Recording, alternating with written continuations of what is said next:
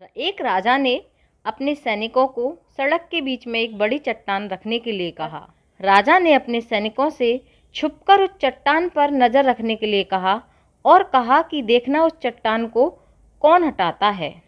लोग उस जगह पर आते रहे और जाते रहे, लेकिन किसी ने भी उस चट्टान को रास्ते से हटाने की कोशिश भी नहीं की।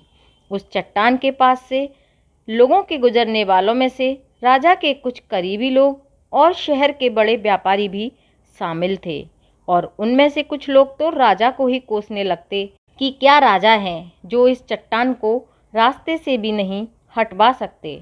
लेकिन किसी ने भी उस चट्टान को रास्ते से हटाने की बिल्कुल भी कोशिश नहीं की, और ऐसा काफ़ी दिनों तक चलता रहा। एक दिन एक किसान अपनी सब्जियों के साथ उधर से गुजर रहा था। उसने चट्टान को रास्ते में पड़े देखा और सोचा कि सबको इस चट्टान की वजह से कितनी तकलीफ होती होगी। उसने अपनी मजबूत लाठी से उस चट्टान को एक तरफ धकेलने की कोशिश शुरू कर दी। काफ़ी कोशिश के बाद वह उस चट्टान को सड़क से हटाने में कामयाब हो गया। चट्टान रास्ते से हटाने के बाद किसान अपनी सब्जियों को उठाकर जाने ही वाला था कि अचानक उसकी नज़र एक पोटली पर गई, जो ठीक उसी जगह पड़ी थी जहाँ से उसने वह चट्टान हटाया था।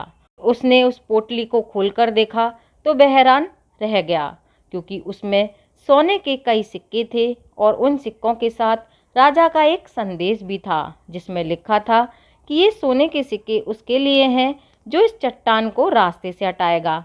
दोस्तों, बिल्कुल ठीक इसी तरह हम सबकी जीवन में भी कई परेशानियां आती हैं। कुछ लोग उन परेशानियों से बचकर निकल जाते हैं और कुछ रास्ता बदल लेते हैं, और कुछ ही ऐसे लोग होते हैं जो ठान लेते हैं उन परेशानियों का हल निकाल लेने का, और ऐसे ही लोग मुश्किलों में भी संभावनाएं और संभावनाओं में छिपे अवसर खोज लेते हैं। इसलिए जीवन की परेशानियों से बिल्कुल भी मत घबराओ, बल्कि उन परेशानियों को हल करने की कोशिश करते हुए जीवन के सफ़र में आगे बढ़ते रहना चाहिए। मैं उम्मीद करती हूँ आपको ये कहानी बहुत ही पसंद आई होगी। ऐसी ही कहानियाँ सुनने के लिए अपने इस चैनल को सब्सक्राइब करें और मुझे इंस्टाग्राम और फेसबुक पर फॉलो करें। मिलती हूँ फिर एक नई कहानी के साथ।